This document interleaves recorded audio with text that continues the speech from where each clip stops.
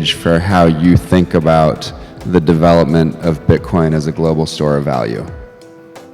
If you look at Bitcoin right now, it's going to be driven by institutional adoption as an asset, and it's also going to be driven by technology utility, and it's also going to be driven by macroeconomic wins.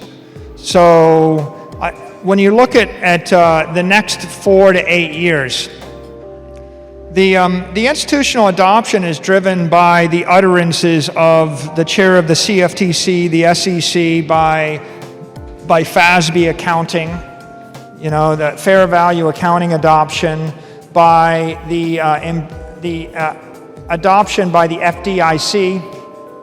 Decisions, if you look at BNY Mellon, if you look at BlackRock, if you look at Fidelity, you know, like, if you look at, let's take Bank of America, pretty big bank. The joke I used to tell is when I decided to buy Bitcoin in 2020, I told my broker at Merrill Lynch, which is a division of Bank of America, I said, I think I want to buy Bitcoin. Can you sell it to me? And he said, I can't even talk about it. I get fired. Okay, and I said, okay, you sure? He said, we don't cover it. I can't talk about it. We're afraid of it. I said, okay, well, I want to wire $175 million somewhere else. So I wired the money, you know, and I bought the Bitcoin, and I still have the Bitcoin.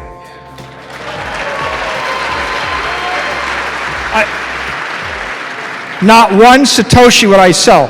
Let me tell you how serious I am. When I had to like wire the 1 million Satoshis for the meme competition, I was like, I have to buy this stuff because there's no way I want to be short Bitcoin by when I'm giving it away or paying it. So I did that.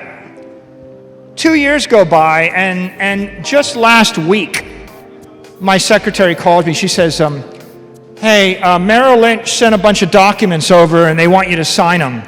And I said, what? I didn't ask for anything. She said, well, you have to sign these documents so that you can buy Bitcoin with Bank of America, and they want you to sign them now. I said, okay. So now, you know, they wouldn't sell it to me, and now they're jamming it down my throat.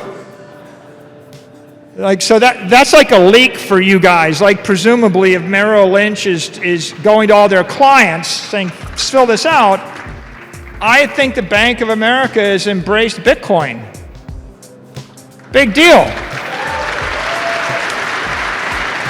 So for store of value, when these big, you know, the offshore banks, right? Celsius is a bank. BlockFi is a bank, FTX is a bank, Voyager is a bank. They're not going to cross the chasm and continue with us in the next decade. They're going to be replaced with JP Morgan and Bank of America and BNY Mellon and Fidelity. And that's going to go a long way toward institutional adoption and driving Bitcoin as a store of value. I think the other thing is the explosion of Lightning. I described this as, in 1991, you had TCP/IP and we had the internet, but not many people used it. In 1994, you had the Netscape browser, and that was the killer app for the internet. And pretty soon you had 100 million people download that browser, and it caught fire.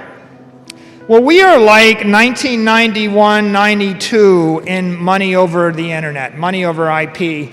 And in my opinion, there's going to be a couple of killer apps.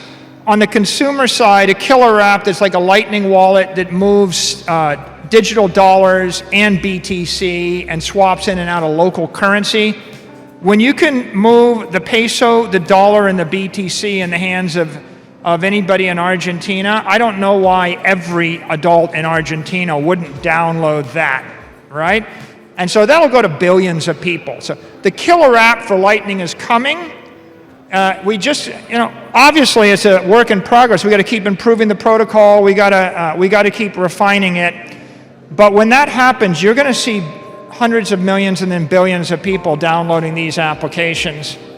My firm's working on an application to monetize any website so that you could basically say, hey, come fill out an application form to be a credit card customer or to be an insurance customer. And if you fill out that form or that survey, we'll give you a Lightning wallet and we'll fill it with 1 million Satoshis. And you just put that out on a tweet, you get 800,000 people to hit your website, 800,000 Lightning wallets spin up, and you click on it, it gives you a barcode, you scan it, and the Satoshis flow to any open Lightning wallet in the world. We're going to onboard hundreds of thousands and millions of people when those kind of applications get going. That's going to create massive demand for Bitcoin and massive enthusiasm for this and change the narrative. That'll be the second driver, right? And the third driver, and again, this is where the politicians are going to help us out. They're going to keep printing money, right? You know, you think we're tightening momentarily in the U.S., but they're not going to tighten in the rest of the world. They're going to print money in every single country. All their currencies are going to continue to weaken. You know, the Fed took us into a steep nosedive, nearly crashed the currency when they took the interest rates from 280 basis points to 180 to 5 basis points on the 1 year. And then they pulled up and they brought the interest rate from 12 basis points up to 470 basis points on a 1-year treasury in 12 months. And it's kind of like that strafing run in Maverick when the guy goes down in the valley, nearly crashes and pulls up and pulls 10 G's and just about rips the wings off the plane. And that's what we're doing, except we're doing it with the entire $500 trillion economy right now. And we've got to the point where the pilots are blacking out. Okay? We just saw it with Liz Truss in the UK, where they pulled up, the interest rate got a 5 handle. First they fired the Chancellor of the Exchequer, then they fired the Prime Minister, right? And that was a lesson to every other politician, and you can imagine Jerome Powell and the rest, they're looking, they're like, I don't think the economy of the world will take much more of the pulling up. They're gonna have to take their hand off the stick, loosen up a bit, otherwise they're gonna crash every single economy. And as they do it, we're gonna see more inflation. That inflation is going to continually be a marketing driver. And the combination of those 3 things are going to play out against the new reality, which is Bitcoin is the only digital commodity.